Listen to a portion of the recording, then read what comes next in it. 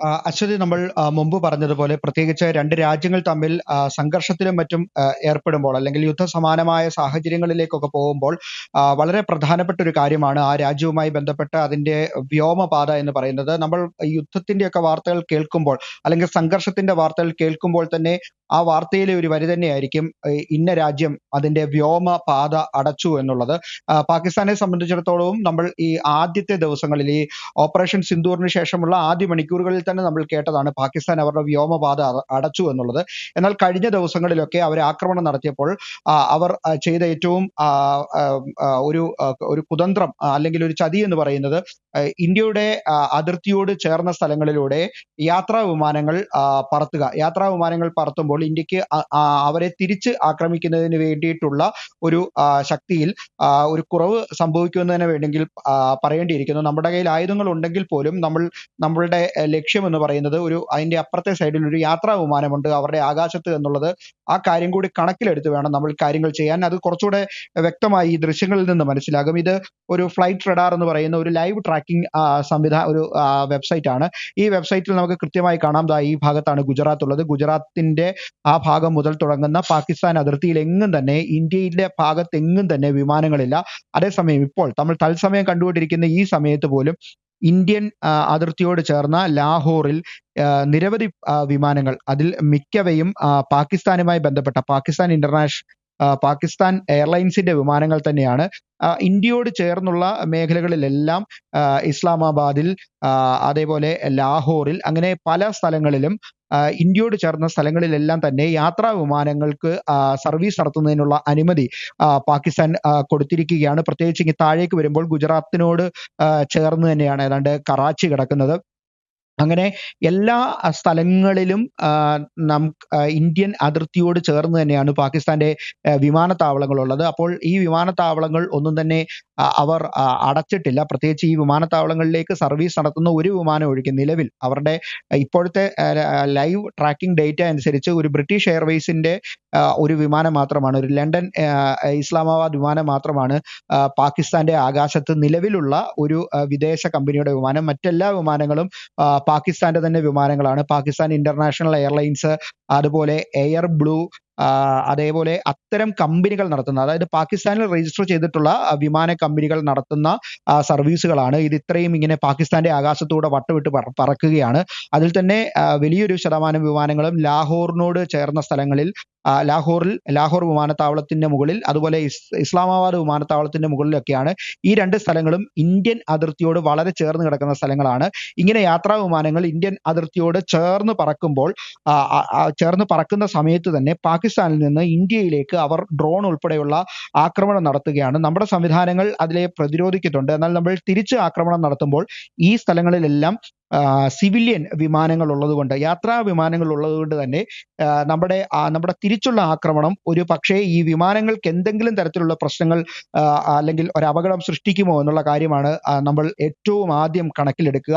നമുക്കറിയാം, Russia Ukraine യുദ്ധവുമായി ബന്ധപ്പെട്ട് പലപ്പോഴും യാത്രാ വിമാനങ്ങൾ, പ്രത്യേകിച്ച് സാധാരണക്കാരായ ആളുകൾ സഞ്ചരിക്കുന്ന യാത്രാ വിമാനങ്ങൾ വെടിവെച്ചിട്ടു എന്ന തരത്തിലുള്ള വാർത്തകളൊക്കെ വന്നിട്ടുണ്ട്. അതുകൊണ്ട് തന്നെ രാജ്യാന്തര നിയമങ്ങളൊക്കെ ഈ കാര്യത്തിൽ വളരെ കർശനമാണ്. നമുക്ക് ഈ മാപ്പിൽ ഒരിക്കൽ കൂടെ നോക്കിക്കഴിഞ്ഞാൽ അറിയാം, ഈ ഗുജറാത്ത്, അതുപോലെ രാജസ്ഥാൻ, പഞ്ചാബ് തുടങ്ങിയ സ്ഥലങ്ങളിൽ, അങ്ങ് ജമ്മു കാശ്മീർ വരെയുള്ള ഏതെങ്കിലും സ്ഥലങ്ങളിൽ ഇന്ത്യൻ അതിർത്തിയിൽ, അതായത് പാകിസ്ഥാനോട് ചേർന്നുള്ള ഇന്ത്യൻ അതിർത്തി സംസ്ഥാനങ്ങളുടെ മുകളിൽ കൂടി പോലും കാര്യമായി വിമാനങ്ങൾ പറക്കുന്നില്ല. അതിർത്തിയോട് ചേർന്നെന്നല്ല, അതിർത്തിയിൽ നിന്നും എത്രയോ മാറി ഡൽഹിയുടെ സ്ഥലങ്ങളിലേക്കൊക്കെയാണ്, അല്ലെങ്കിൽ അഹമ്മദാബാദിലേക്കും മറ്റുമാണ് വിമാനങ്ങൾ പറക്കുന്നത് എന്ന് ഇതിൽ നിന്ന് തന്നെ വ്യക്തമാണ്. ഈ അതിർത്തിയുടെ സ്ഥലങ്ങളിൽ എങ്ങും തന്നെ ഇത് പറക്കുന്നില്ല എന്നുള്ള കാര്യം വളരെ വ്യക്തമാണ്. ഇന്നത്തെ വിദേശകാര്യ മന്ത്രാലയത്തിന്റെ വാർത്താ സമ്മേളനത്തിൽ അവർ ഏറ്റവും പ്രധാനമായി ഊന്നി പറഞ്ഞ ഒരു കാര്യം ഇതാണ്: പാകിസ്ഥാൻ യാത്രാ വിമാനങ്ങളെ മറയാക്കി ഇന്ത്യയെ ആക്രമിക്കുന്നു. ഇന്ത്യക്ക് തിരിച്ച് ആക്രമിക്കുമ്പോൾ ഈ യാത്രാ വിമാനങ്ങൾ അവിടെ ഉള്ളതുകൊണ്ട് തന്നെ പാകിസ്ഥാന്റെ കേന്ദ്രങ്ങളിലേക്ക് കൃത്യമായ ആക്രമണം നടത്താതിരിക്കുന്നതിന് വേണ്ടിയിട്ടുള്ള ശ്രമങ്ങൾ ഈ യാത്രാ വിമാനങ്ങളെ മുൻനിർത്തി അവർ ചെയ്യുന്നു എന്നുള്ള കാര്യമാണ് ഇന്ന് ഇന്ത്യൻ സേനയുടെ ഭാഗത്തു നിന്നും മറ്റും അവർ കൃത്യമായി പറഞ്ഞു മുമ്പോട്ട് വെച്ചത്. അശ്വതി. ാണ് നമുക്കറിയാം നമ്മൾ ഈ ഇന്ത്യൻ സേന എപ്പോഴും സ്വന്തം പൗരന്മാരെ സുരക്ഷിതരാക്കിയുള്ള ഒരു പ്രത്യാക്രമണമാണ് നടത്തുന്നതും പ്രതിരോധം തീർക്കുന്നതുമെല്ലാം. എന്നാൽ ഇവിടെ പാകിസ്ഥാന്റെ ഭാഗത്തുനിന്ന് യാത്രാ വിമാനം ഇത്തരത്തിൽ ഈ ആക്രമണ സമയത്ത് വ്യോമപാത തുറന്നു കൊടുക്കുന്നത് വഴി സ്വന്തം പൗരന്മാരെ കുരുതി കൊടുത്തും ഈ നീചമായ ഒരു പ്രത്യാക്രമണം അല്ലെങ്കിൽ ഒരു പോരാട്ടം അതല്ലേ ലക്ഷ്യമിടുന്നത്? തീർച്ചയായും അങ്ങനെ തന്നെ പറയേണ്ടിയിരിക്കുന്നു. അല്ലെങ്കിൽ ഇതുപോലെ യുദ്ധസമാനമായ ഒരു സാഹചര്യം നിലനിൽക്കുമ്പോൾ രണ്ട് രാജ്യങ്ങളും തമ്മിൽ ഈ ഡ്രോൺ, പ്രത്യേകിച്ച് അവർ ഇങ്ങോട്ട് ഡ്രോണൊക്കെ അയക്കുമ്പോൾ നമ്മളുടെ മിസൈൽ പ്രതിരോധ സംവിധാനങ്ങളൊക്കെ അതിനെതിരെ പ്രവർത്തിക്കുമ്പോൾ ഈ യാത്രാ വിമാനങ്ങളിലും മറ്റും ഇത് തട്ടാനോ അല്ലെങ്കിൽ ഏതെങ്കിലും രീതിയിൽ ആ യാത്രാ വിമാനങ്ങൾക്ക് ഒരു അപകടം വരാനോ ഉള്ള സാധ്യത വളരെ വളരെ കൂടുതലാണ്. അതുകൊണ്ട് തന്നെ ഇന്ത്യയിൽ നിന്ന് പാകിസ്ഥാനിലേക്ക് ഒരു ആക്രമണം നടത്തുമ്പോൾ അത് പ്രതിരോധത്തിന് വേണ്ടിയുള്ള ആക്രമണമാണെങ്കിൽ പോലും വളരെ ശ്രദ്ധയോട് വേണം നമ്മൾ ആ കാര്യം കൈകാര്യം ചെയ്യുവാൻ. കാരണം കുറച്ച് നാളുകൾക്ക് മുമ്പാണ്, എൻ്റെ ഓർമ്മ ശരിയാണെങ്കിൽ കഴിഞ്ഞ ഡിസംബറിലാണ് ഈ റഷ്യ ഉക്രൈൻ വാറുമായി ബന്ധപ്പെട്ട ഒരു വിമാനം തകർന്നു വീണിരുന്നു. റഷ്യയുടെ ഭാഗത്തു നിന്നും മറ്റും ഉണ്ടായ ഈ ഫയറിങ്ങിൽ ആ വിമാനം തകർന്നു വീണത് ഒരു വലിയ പ്രശ്നമായിരുന്നു. രാജ്യാന്തര സമൂഹങ്ങളിൽ ഇങ്ങനെ യാത്രാ വിമാനങ്ങൾക്ക് നേരെയൊക്കെ യുദ്ധത്തിന്റെ ഭാഗമായും മറ്റും ആക്രമണം നടത്തിയാൽ ലക്ഷ്യം പിഴച്ച് യാത്രാ വിമാനത്തിൽ തട്ടി ആ വിമാനത്തിന് എന്തെങ്കിലും പ്രശ്നം വന്നാൽ, അതിലെ ആളുകൾക്ക് അപകടം പറ്റിയാലൊക്കെ അത് വലിയ രീതിയിൽ രാജ്യാന്തര സമൂഹത്തിൽ തന്നെ നമ്മളെ ഒറ്റപ്പെടുത്തുന്നതിനുള്ള ഒരു കാരണമായി മാറും. ഇതുകൊണ്ടാണ് പാകിസ്ഥാൻ ഇത്തരത്തിലുള്ള ഒരു തന്ത്രം പ്രയോഗിക്കുന്നത്. ഇന്ത്യൻ ഭാഗത്തോട്, ഇന്ത്യൻ അതിർത്തിയോട് ചേർന്ന പാകിസ്ഥാന്റെ വ്യോമ മേഖലകളിൽ യാത്രാ വിമാനങ്ങൾ, അതിൽ നമ്മൾ പലപ്പോഴും പല ട്രാക്ക് അതിന്റെ വിമാനങ്ങളുടെയൊക്കെ മുൻ ഹിസ്റ്ററികളൊക്കെ പരിശോധിക്കുമ്പോൾ ഇവയിൽ മിക്കവയും ലാഹോറിൽ നിന്ന് കറാച്ചിയിലേക്കും കറാച്ചിയിൽ നിന്ന് ലാഹോറിലേക്കും ഒക്കെ ഏതാണ്ട് ഷട്ടിൽ സർവീസ് നടത്തുന്നത് പോലെയാണ്. പ്രത്യേകിച്ച് ഈ യുദ്ധത്തിന്റെയൊക്കെ ഒരു ഭീതി നിലനിൽക്കുന്ന പാകിസ്ഥാനിലെ പല സംസ്ഥാനങ്ങളിലും അടിയന്തരാവസ്ഥയാണ്. ഇങ്ങനത്തെയൊക്കെയുള്ള ഒരു സാഹചര്യത്തിൽ ഇത്രയും പേരെങ്ങനെയാണ് വിമാനത്തിലൊക്കെ പോവുക എന്ന് നമ്മൾ പോലും ചിന്തിച്ചു പോകും. പക്ഷേ ഇന്ത്യയുടെ കാര്യം അങ്ങനെയല്ല. നമ്മൾ അതിർത്തിയോട് ചേർന്നിട്ടുള്ള വിമാനത്താവളങ്ങളെല്ലാം തന്നെ ഇപ്പോൾ അടച്ചിട്ടിരിക്കുകയാണ്. അതിൽ തന്നെ പല വിമാനത്താവളങ്ങളും, പ്രത്യേകിച്ച് ജമ്മു കാശ്മീരിലെ മറ്റുമുള്ള പല വിമാനത്താവളങ്ങളും നമ്മൾ സൈനിക ആവശ്യങ്ങൾക്ക് വേണ്ടി മാത്രമാണ് ഉപയോഗിക്കുന്നത്. അങ്ങനെ പല രീതിയിലുള്ള പ്രിക്കോഷൻസ് അല്ലെങ്കിൽ മുൻകരുതലുകൾ നമ്മുടെ രാജ്യം സ്വീകരിച്ചിട്ടുണ്ട്. നമ്മുടെ രാജ്യത്തെ സംബന്ധിച്ചിടത്തോളം നമ്മുടെ രാജ്യത്തെ പൗരന്മാരുടെ ജീവൻ വളരെ വലുതാണ്. അവരെ മറയാക്കിക്കൊണ്ട് ഏതെങ്കിലും തരത്തിൽ ശത്രു രാജ്യത്തെ ആക്രമിക്കുന്ന ഒരു പാരമ്പര്യം നമുക്കില്ല. അതുകൊണ്ട് തന്നെ നമ്മൾ ആ രീതിയിലാണ് പ്രവർത്തിക്കുന്നത്. എന്നാൽ പാകിസ്ഥാന്റെ ഭാഗത്തു നിന്ന് മറിച്ചുള്ളൊരു നടപടിയാണ് വരുന്നത്. അത് ഇന്ന് കൃത്യമായി ഇന്നത്തെ വിദേശകാര്യ മന്ത്രാലയത്തിന്റെ വാർത്താ സമ്മേളനത്തിൽ അവർ ഈ യുദ്ധവുമായി ബന്ധപ്പെട്ട കാര്യങ്ങൾ ബ്രീഫ് ചെയ്യുന്ന വാർത്താ സമ്മേളനത്തിൽ പ്രത്യേകം അവർ എടുത്ത് പറയുകയും ചെയ്തിരുന്നു അശ്വതി. അതുപോലെ തന്നെ മറ്റൊരു കാര്യം കൂടി സൂചിപ്പിക്കാനുള്ളത്, ഈ IPL-ലുമായി ബന്ധപ്പെട്ട IPL താരങ്ങളെയൊക്കെ തിരികെ കൊണ്ടുവരുന്നതിന് വേണ്ടി പോലും നമ്മൾ യാത്രാ വിമാനങ്ങൾ ഉപയോഗിച്ചിരുന്നില്ല. പ്രത്യേകിച്ച് ഈ മേഖലകളിൽ നിന്ന് അവരെ തിരികെ കൊണ്ടുവരുന്നതിന് വന്ദേ ഭാരതിന്റെ സർവീസാണ് നമ്മൾ ഉപയോഗിച്ചെന്നുള്ള വാർത്തകൾ വരുന്നുണ്ട്. അങ്ങനെ പാകിസ്ഥാൻ ഏതെല്ലാം രീതിയിൽ നമ്മളെ, ഏതെല്ലാം ചതിയിലൂടെയും നമ്മളെ പെടുത്താമെന്ന് നോക്കിയിരിക്കുന്ന രീതിയിലാണ് അവർ പല കാര്യങ്ങളും ചെയ്യുന്നത്. എന്നാൽ നമ്മുടെ ഭാഗത്തു നിന്ന് മറിച്ചുള്ളൊരു നീക്കമാണ് വരുന്നത്. പ്രത്യേകിച്ച് ഇന്ത്യയെ സംബന്ധിച്ചിടത്തോളം അതിന് പ്രത്യേകിച്ച് ഒരു മുൻനിര ലോകരാഷ്ട്രമായ നമുക്ക് മറ്റു പല കാര്യങ്ങളും നോക്കാനുണ്ട്. പാകിസ്ഥാനെ പോലെയല്ല രാജ്യാന്തര സമൂഹത്തിലുള്ള നമ്മുടെ സ്ഥാനം, നമ്മുടെ വില, അങ്ങനെ പല കാര്യങ്ങളും, പിന്നെ രാജ്യാന്തര നിയമങ്ങൾ, ഇതൊക്കെ നോക്കി മാത്രമേ നമുക്ക് മുമ്പോട്ട് യുദ്ധമോ അല്ലെങ്കിൽ പ്രതിരോധമോ ഒക്കെ ചെയ്യുമ്പോൾ അത്തരം കാര്യങ്ങൾ നമുക്ക് സ്വീകരിക്കാൻ പറ്റൂ എന്നുള്ള കാര്യം ഏറ്റവും പ്രധാനപ്പെട്ട ഒന്ന് തന്നെയാണ് അശ്വതി. അത് തന്നെയാണ് ടിറ്റോ. നമുക്കറിയാം ഇന്ത്യ ആക്രമണം തുടങ്ങിയ സമയം മുതൽ എടുത്തു പറയുന്ന ഒരു കാര്യമാണ് ഭീകര കേന്ദ്രങ്ങൾ മാത്രം ലക്ഷ്യമിട്ട് അത് മാത്രം കണ്ടെത്തി അവിടേക്ക് മാത്രമാണ് ആക്രമണം നടത്തിയിട്ടുള്ളത്. ഒരു തരത്തിലും മറ്റ് സൈനിക കേന്ദ്രങ്ങളിലോ അല്ലെങ്കിൽ സാധാരണക്കാർക്ക് നേരെയോ ഒരു തരത്തിലുള്ള ആക്രമണങ്ങൾ ഇന്ത്യയുടെ ഭാഗത്തുനിന്ന് ഉണ്ടായിട്ടില്ല. ഈ അന്താരാഷ്ട്ര സമൂഹത്തിന് മുന്നിൽ പോലും ഇന്ത്യയോട് ചോദ്യവുമായി മറ്റ് ഒരു രാജ്യങ്ങളും അല്ലെങ്കിൽ മറ്റൊരു രാജ്യങ്ങൾക്ക് മുൻപിലും ഇന്ത്യയോടൊരു ചോദ്യത്തിന് വരാത്തത് പോലും അതുകൊണ്ട് തന്നെ മാത്രമാണ്. കാരണം ഇന്ത്യ ആക്രമണം നടത്തുന്നത് ഭീകര കേന്ദ്രങ്ങൾക്ക് നേരെ മാത്രമാണ്, അല്ലെങ്കിൽ ഇങ്ങോട്ട് വരുന്ന ആക്രമണങ്ങൾക്ക് പ്രത്യാക്രമണം മാത്രമാണുള്ളത്. അത്തരത്തിൽ ഈ യാത്രാ വിമാനത്തിന് ഇന്ത്യയുടെ ഭാഗത്തു നിന്നുള്ള ആക്രമണത്തിൽ എന്തെങ്കിലും രീതിയിലുള്ള ഒരു കേടുപാട് വരികയാണെങ്കിൽ അത് അന്താരാഷ്ട്ര സമൂഹത്തിന് മുന്നിൽ ഇന്ത്യയെ ഒരു കുറ്റക്കാരനാക്കി നിർത്താൻ ഒരു അവസരമാകും. അത് തന്നെയാകും പാകിസ്ഥാന്റെ തന്ത്രം, അല്ലേ?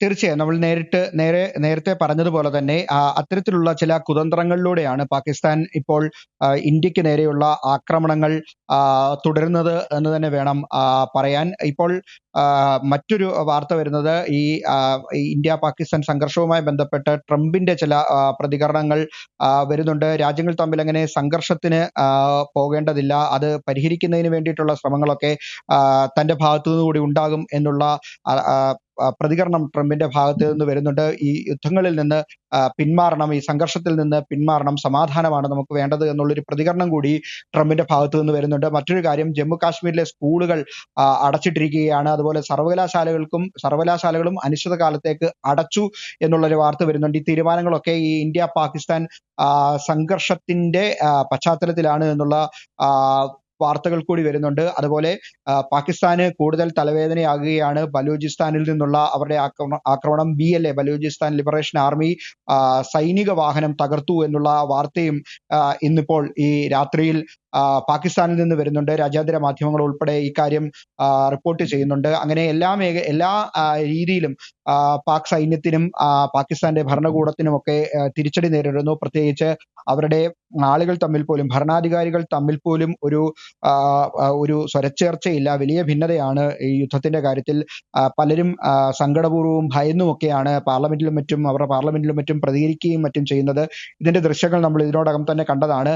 എന്തായാലും ഇന്ന് പാകിസ്ഥാൻ നടത്തിയത് 26 കേന്ദ്രങ്ങൾ ലക്ഷ്യമിട്ടുള്ള ആക്രമണമാണ് ഇന്ന് പാകിസ്ഥാൻ നടത്തിയത്. കഴിഞ്ഞ ദിവസം ഏതാണ്ട് 300 മുതൽ 400 വരെ ഡ്രോണുകളാണ് പാകിസ്ഥാനിൽ നിന്ന് അവർ ഇന്ത്യയിലേക്ക് അയച്ചത്. തുർക്കിയിൽ നിർമ്മിച്ച ഡ്രോണുകളാണ് ഇതെന്നാണ് നമ്മളുടെ പ്രാഥമിക പരിശോധനയിൽ ഇപ്പോൾ വ്യക്തമായിരിക്കുന്നത്. എന്തായാലും ഈ രാത്രിയിൽ ഇതുമായി ബന്ധപ്പെട്ട് പറയാനുള്ള അപ്ഡേറ്റുകൾ ഇതൊക്കെയാണ്. പ്രധാനപ്പെട്ട കാര്യം, US പ്രസിഡന്റ് ഡൊണാൾഡ് ട്രംപ് ഇതുമായി ബന്ധപ്പെട്ടൊരു പ്രതികരണം നടത്തിയിരിക്കുന്നു. ഇരു രാജ്യങ്ങളും തമ്മിൽ സംഘർഷം ഒഴിവാക്കി സമാധാനപൂർവ്വം മുമ്പോട്ട് പോകണമെന്നുള്ളൊരു പ്രതികരണം ഡൊണാൾഡ് ട്രംപിന്റെ ഭാഗത്തു നിന്ന് ഉണ്ടായിരിക്കുകയാണ്. അതുപോലെ തന്നെ ഞാൻ മുമ്പ് സൂചിപ്പിച്ചതുപോലെ തന്നെ ബലൂചിസ്ഥാൻ ലിബറേഷൻ ആർമി BLAയുടെ പ്രഹരം ഇന്നും പാക് സൈന്യത്തിന് ഏൽക്കേണ്ടി വന്നിരിക്കുകയാണ്. അതുപോലെ രാഷ്ട്രീയക്കാർ തമ്മിലുള്ള വലിയ രീതിയിലുള്ള അഭിപ്രായ വ്യത്യാസം, ഇതെല്ലാം പാകിസ്ഥാനെ കൂടുതൽ രാജ്യാന്തര സമൂഹത്തിലും അവരുടെ ആഭ്യന്തര കാര്യങ്ങളിലുമെല്ലാം കൂടുതൽ ഒറ്റപ്പെട്ട അവസ്ഥയിലേക്ക്, ഒരു തെറ്റായ തീരുമാനമാണ് ഭീകരർക്ക് അവർ അഭയം നൽകിയതുകൊണ്ട്, അല്ലെങ്കിൽ ഭീകരരെ സംരക്ഷിച്ച് ഇന്ത്യക്ക് നേരെ ഒരാക്രമണം അഴിച്ചുവിട്ടതിലൂടെ അവർ ഇപ്പോൾ നേടിയിരിക്കുന്നത്. അശ്വതി, ഏറ്റവും പുതിയ വാർത്തകളും വിശേഷങ്ങളും വിരൽ തുമ്പിലറിയാൻ Zee മലയാളം ന്യൂസ് എല്ലാ ഡിജിറ്റൽ പ്ലാറ്റ്ഫോമുകളിലും ലഭ്യം.